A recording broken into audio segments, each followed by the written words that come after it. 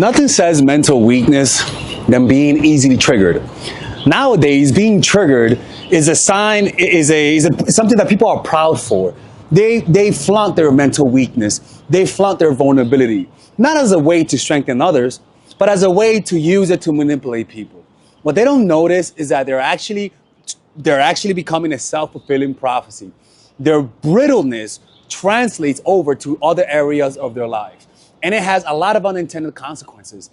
People today are easily triggered, and those are the ones that are the easiest to manipulate. If I know what triggers you, there's a part of my nature that I love hitting what triggers people, because I just like to do things like that. I like to find what's holy, and I like to mess with it. So today we're going to be talking about how being unbothered triggers people and how to be unbothered. We're going to talk about how being unbothered is used to manipulate you, and how people can use that to manipulate in the health section of the channel of the video today. And then we're going to teach you guys how to be unbothered and use being unbothered in a way that doesn't get you sent straight to hell in the heaven section over there. So today we're going to be applying these strategies so that you can prevent manipulation. And if you're evil and going straight to hell, you can use it for your evil intentions, but also you can use it to defend yourself and strengthen the connection that you have. Make people fall in love with you more through your unbotheredness, all right? So with that being said, let's begin. And if you guys want to learn how to be unbothered, this is something that doesn't come natural. It doesn't come natural to people. If it comes natural to you, then you might be a psychopath, right? If you guys want to learn how to do that, you guys should book a one-on-one phone call with me today, where you guys will be able to talk to me confidentially and privately with me today. And there you'll be able to book a phone call with me. And if you guys don't know how to be unbothered, honestly, just go to this website.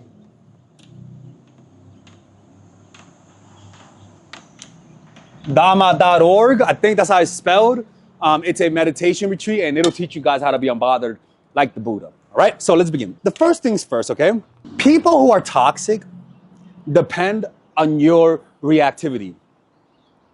They depend on you being bothered.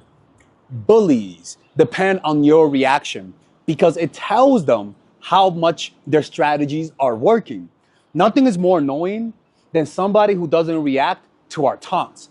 So the thing about people who are toxic, whenever they relate to you by triggering you or relate to you by having conflict, because, you know, like, I've lived in the Bronx, I know what that is. People have relationships based on conflict, and the only time they love each other is when they reconciliate. That's the only way they feel love. So what's happening here, they're not connecting with your soul, but they're not connecting with your silent presence. Right? They rather connect, Jesus Christ, people. They rather connect with your traumas. They connect with your trauma rather than with your silent presence. Meaning, when things are good, they're going to be bored. They only can feel a desire to love you, to hug you, to show intimacy, only when it comes after a bad moment, after a conflict. And that's not healthy. And you can't be with people like that, because what you're doing right there is trauma bonding, right? The next thing is that they sense your unbotheredness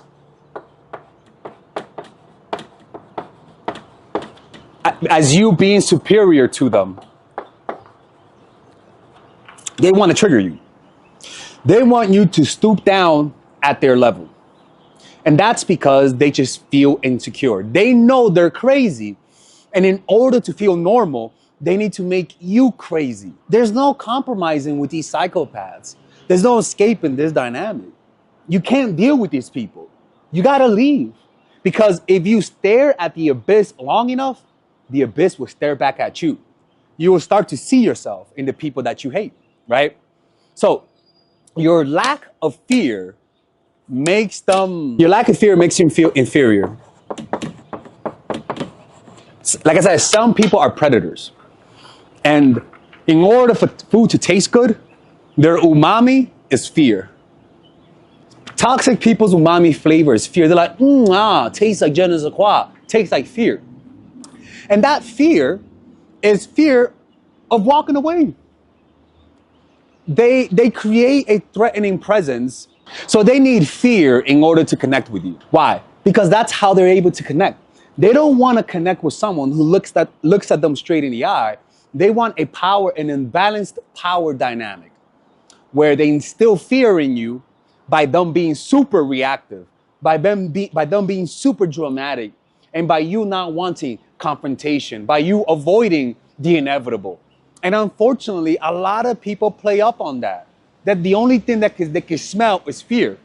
And what you want to be able to do is that what they want you to be able to do is that by them trying to trigger you, they want to compel you to make mistakes. But what happens is that if you don't react to them, which I'll teach you how, it actually compels them to make mistakes. It makes them feel inferior. It makes them sense your superiority because you just don't give a fuck. You don't care about their silly games, right? And the next thing is that you expose mentality of weak-minded people.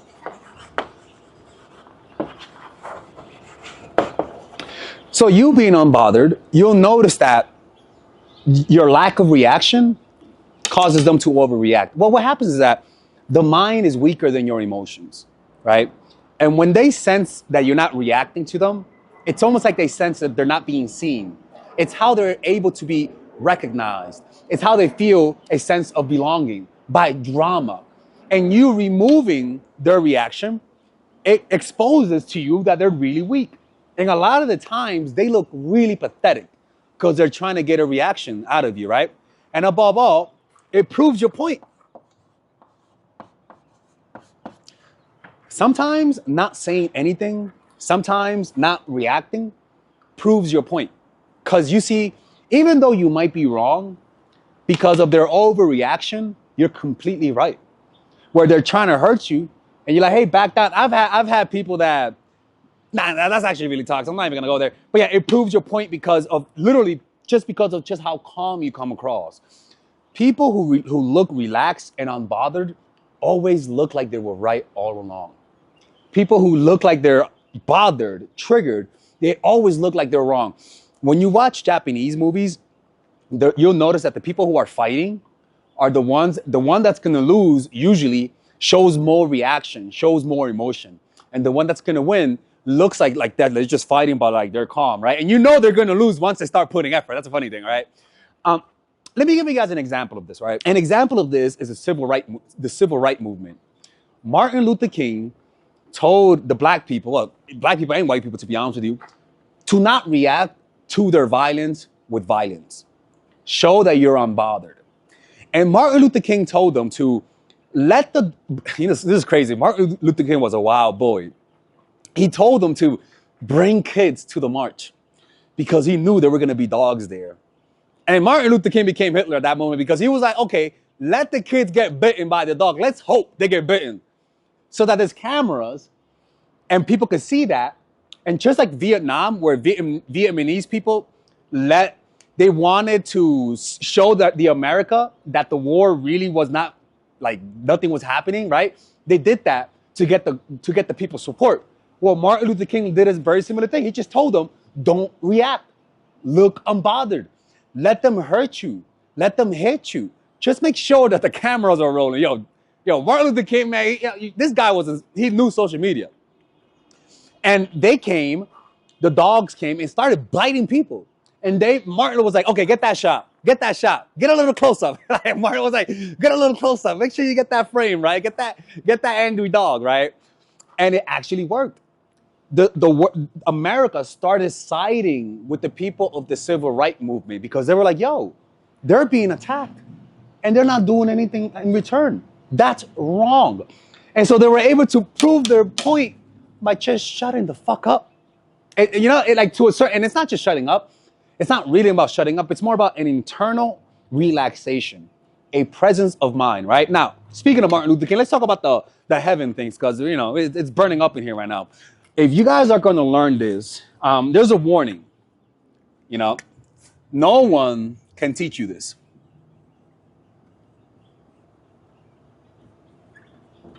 No one can teach you this. Nobody's born with this. Now, some people are born with more or less temperament than other people. But this is something that you have to learn on your own. This is something that you have to practice on your own, right? And the thing is that if you're gonna use this in a positive way, right? So being unbothered, whenever you guys are having a conflict, they rely on your reaction to solve conflict. Meaning, if you overreact to somebody confronting you, it's really gonna hurt the relationship less, more than help it, right? They rely on your reaction in order for them to also feel calm, in order for them to also feel loved and appreciated, right? People can feel themselves loved by you just being calm, by you being present in the moment, right? In meditation, they call that having presence. And presence is whenever you meditate long enough and you calm your mind, it has an infectious effect on people.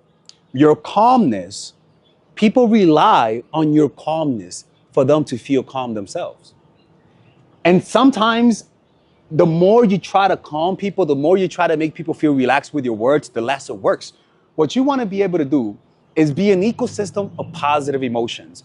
Developing your unbotheredness through meditation will cause people to feel a transmutation of calmness and peace that will make being with you much more enjoyable. Like there's just some people who emanate relaxation, who have a calming vibe that we just feel more relaxed around them. And whenever things go wrong, we just gravitate towards them because we just feel like a comfort emanating from them. I've met people like that just them being there, you could be having the worst day, and them being there makes you feel relaxed. And a lot of the times that's actually really addictive. And that's why some people fall in love with each other, right? The next thing is that your unbotheredness raises your value. Nothing makes a man lose respect for another woman. Nothing makes a woman lose respect for a man than a man who's easily triggered, than a man who's easily bothered, right? This makes you look like a respectable person. This increases respect. And remember, love isn't respect, right? Because you could love someone and not respect them, right? But in order for the love that you have to be healthy and to be symbiotic, and for it to not rot over the years, it's for you guys to have mutual respect. And you can't respect someone who's easily triggered.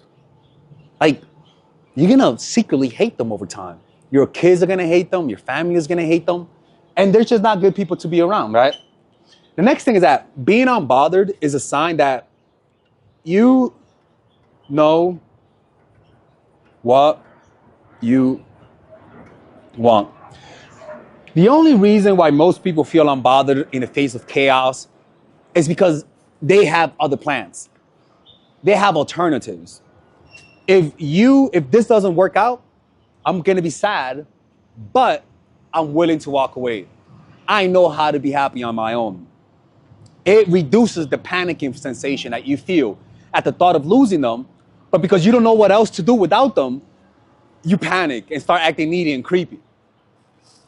What this does is that and when I mean unbothered, I don't mean like not just during moments of chaos. I mean, more importantly, during moments of peace. You communicate to people that you have a very leveled head, that you could do without them, that you're able to recover, that you enjoy life. And so because of that, I don't completely depend on you for happiness because I have other sources of happiness. But when you're easily triggered, super needy and creepy, well, you communicate the opposite, that this is your only option. And don't get me wrong, it's very important to, it's good to be monogamous, but that to let them know that you could walk away as well, right? It goes back to the respect. People respect people with options, right? The next thing, which is kind of similar, is that they know that you can handle pain. Nothing's worse than knowing that the person that you love can cry their way out of love. It still hurts, but they're still willing to do that. And people who are manipulative, you know what happens? You know what's funny is that sometimes people won't leave you. because they feel guilty. They feel like you're gonna suffer too much. And sometimes people stay out of pity, right? And even though they stay, the staying out of pity is a sign that they don't respect you. And even though they love you, they look down upon you. Right? They're like, oh man, like if I break up with them, they're gonna be a fucking mess. And sometimes people actually stay because of that. And in fact, sometimes the other person does it as a way to manipulate you from leaving, right? And the next thing is that it makes confrontation easier. Meaning, when they know that you guys have a conflict and that you're always unbothered, meaning you could come to me about an issue that I'm doing and I'm not gonna mind because I don't take things personal. I've known people that I know that if I bring up something that they did wrong, that they're gonna get pissed off, that they're gonna get defensive, that they're gonna try to change the topic, and that makes confronting people a little bit more difficult. Me personally, I don't give a fuck, to be honest with you.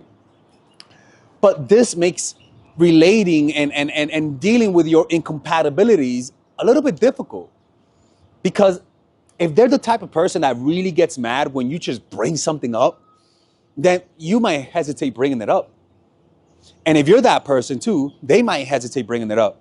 So what happens is that it builds resentment over the years, over the months, weeks, and years.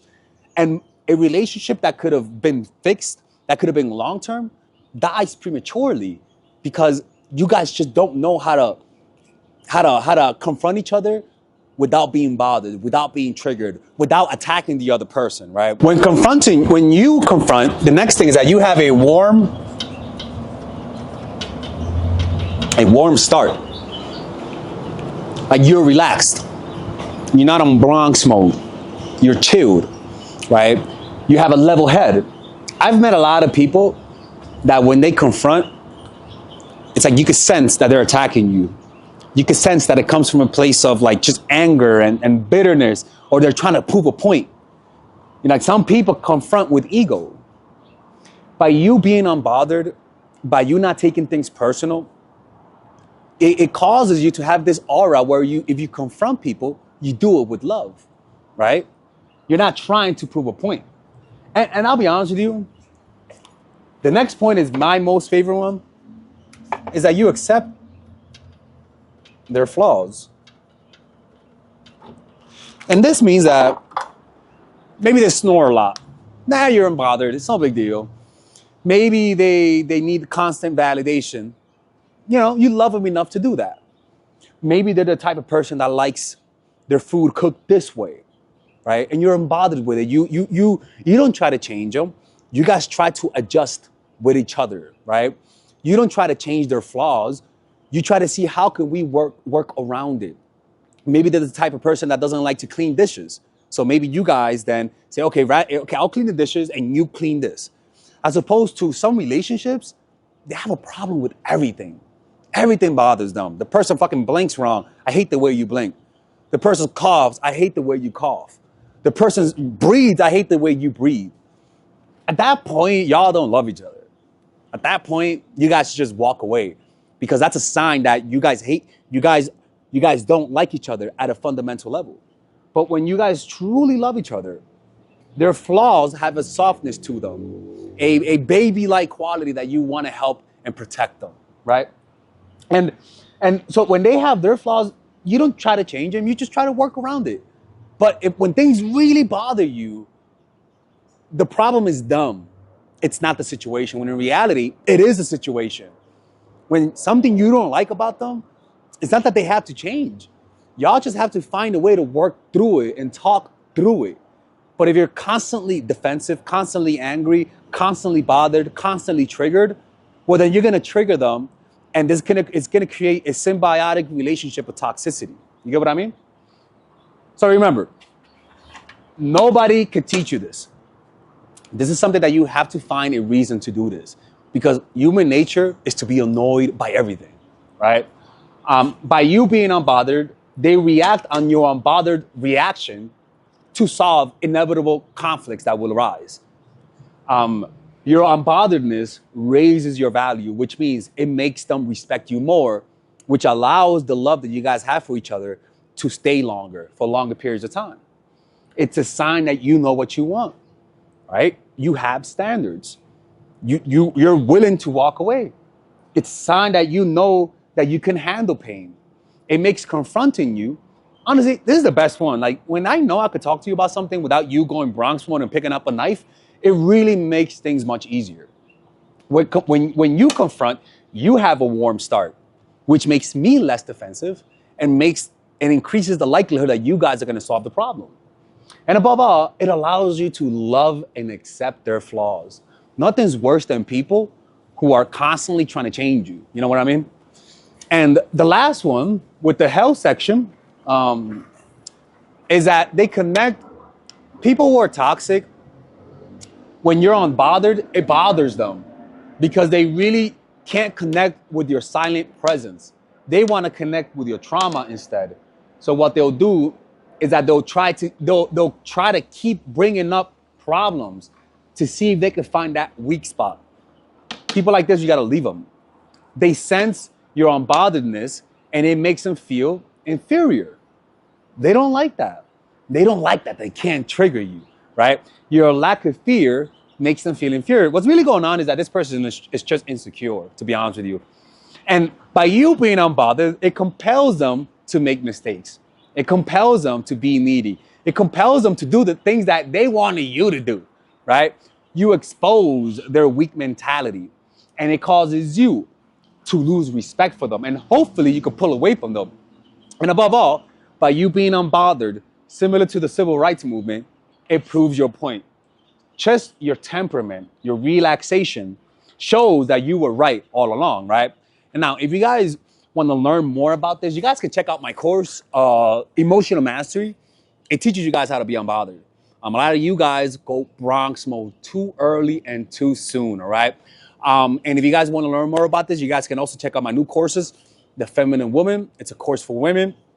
It's a self-help course for women about how to develop their masculine side and their feminine side without becoming a Terminator. You guys can check out, I think it's for men is Dark Game. It's like a course for men, but it's not really dark, but I call it Dark Game. And you can check out all the other courses, Psychological Game of Attraction. It's a course that I made for women who are single and want to go from single to a relationship, and Natural Chemistry. It's a course that I made for women who are in relationships that want to strengthen their relationship, that want to gain respect from their man, that want to set more boundaries and strengthen the bond that they have with their guys. Like it's actually a course to just like kaioken your relationship ×2, okay? So you guys can click on the description down below where it says work with Father Alex for a one-on-one confidential call, or you can check out the links where I have all of my other courses, okay? Anyways, take care, bye-bye.